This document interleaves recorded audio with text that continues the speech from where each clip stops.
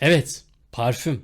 Doğru duydun. Parfüm. Olur ya, bazen yanımızdan geçen insanlara şöyle bir dönüp baktığımızda Allah'ım bu da ne? Bir yıllık parfüm sıkmış gibi. Bazen de heyecanlı yerlere giderken ya şu sayısı sıktığımız o şeyler, parfümler, işte ondan bahsediyorum. Kokular, parfüm.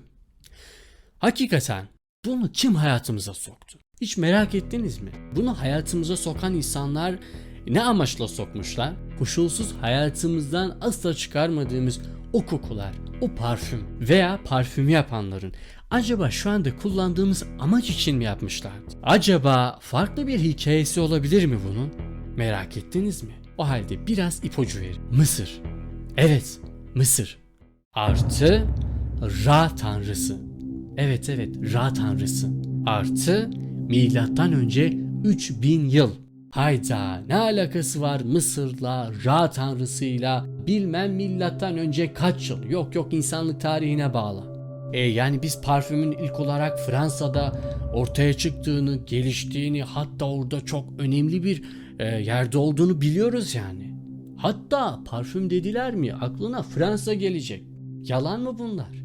Ne yani? Fakat şurada araya gireceğim. Anlattığım tarih milattan önce 3000 yıl. Yani ne kadar biliyor musunuz? 5000 yıldan fazla. Fransızlar o dönemde buna çok Fransız kalmışlar. Onu geçelim. Kokunun tarihteki yolculuğunu öğrenmek ve parfümün hayatımıza nasıl girdiğini anlamak için şimdi kısa bir yolculuğa başlayalım. Hazır mısınız? Evet, Ra tanrısı artı Mısır. Başlıyoruz.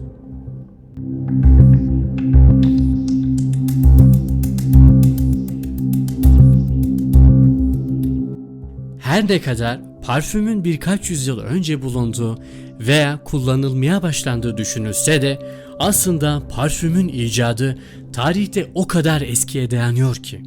Evet, düşündüğünüzden de eski. Parfümün tarihteki ilk karşılaştığımız şekli tütsüdür.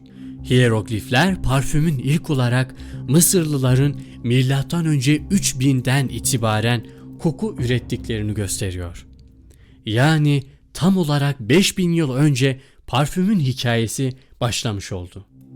Mısırlılar parfümün güneş tanrıları Ra'nın terinin özünden geldiğine, ayrıca parfümün tanrıların nefesi olduklarına inanıyorlardı. Mısırlı rahipler tanrılara adadıkları kurbanların kokusunu gizlemek için tütsü yakıyorlardı. Tütsü yakmanın tanrıları memnun ettiğine inanıyorlardı. O zamanlar kokular ve tanrılar arasında güçlü bir bağ vardı. O nedenle firavunlar güzel kokulu mezarlara gömülürdü. Bu kokular o kadar güçlüydü ki bakın 1897'de arkeologlar Mısırlılara ait mezarları açtıklarında bir süre sonra etrafa tatlı kokuların yayıldığını fark ettiler. Bir süre sonra bu tatlı kokuların açtıkları mezarlardan geldiğini anlattılar. Düşünebiliyor musunuz? Üzerinden 4000 yıl geçmiş en az ve hala o parfümler, o sıktıkları, o mezarları sıkmış oldukları parfümler hala etkisini kaybetmemiş. Belki de mezarları açtıkları tarihe geçmiş en kalıcı koku diyebiliriz. Bakın 3 günlük kalıcı kokulardan bahsetmiyoruz. En az 4000 yıllık bir mezar. Mısırlılar güzel kokuları yaşamın ötesine de taşıma isteğiyle ölülerini güzel kokulu yağlarla mumyalayıp mezarlarına armağan olarak kokulu yağlar ve kremlerle koymuşlardır. Mısırlılardan Perslere geçen parfüm mirası siyasi statünün göstergesi olarak da kullanılıyordu. Persler o kadar çok parfüm kullanırlarmış ki o dönemdeki kralların parfüm şişeleriyle resmedilmesi normal karşılanırdı. Romalıların İran'ı ele geçirmesiyle birlikte parfüm bir sanat olarak görülmeye başlanmış, yavaşça dünyaya yayılan parfüm 1190 yılında Paris'e geldiğinde ticari olarak gelişmeye başlanmış ve şu anki dev sektör halini almıştır.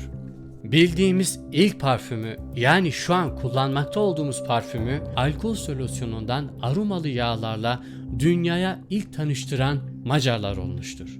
14. yüzyılda 1370 yılında yapılan ve güzelliğiyle ünlü Macar kraliçesi Elizabeth'e atfedilen ve Avrupa'da Macar suyu olarak bilinen parfüm, esans ve biberiye yağıyla alkol karışımından elde edilmiş, lavanta yağıyla zenginleştirilmiş, taze kekik gibi doğal aromalar içermekteydi. İnsanlar yıllar boyunca parfümü birçok farklı şekilde kullandılar. Parfüm moda sektöründe temel bir ürün olmadan önce birçok farklı kullanımlarını anlattı. Peki, parfümleri ayrıca havayı temizlemek ve hastalıkları önlemek için kullandıklarını biliyor muydun? Hatta eski doktorların enfeksiyonları ve akıl hastalıklarını tedavi etmek için parfümleri tıbbi amaç için kullandıklarını daha önce hiç duydunuz mu? İlginç bir şey daha söyleyeyim mi? O dönemde soylular, krallar ve kraliçeler özellikle parfümü yaşlanmayı geciktirmek için kullandıklarını biliyor muydunuz? Tabii ki şu an elimizdeki parfümlerle o dönemdeki parfümlerde kullanılan malzemeler birebir aynı değil. Onların kullandığı alanlarda, amaçlarda şu an kullanamayız. Mısırlılardan sonra her antik kültürün parfüm ve koku için farklı kullanım alanları vardı. Çoğu kültür ritüellerinde parfüm veya tütsü kullanıyordu.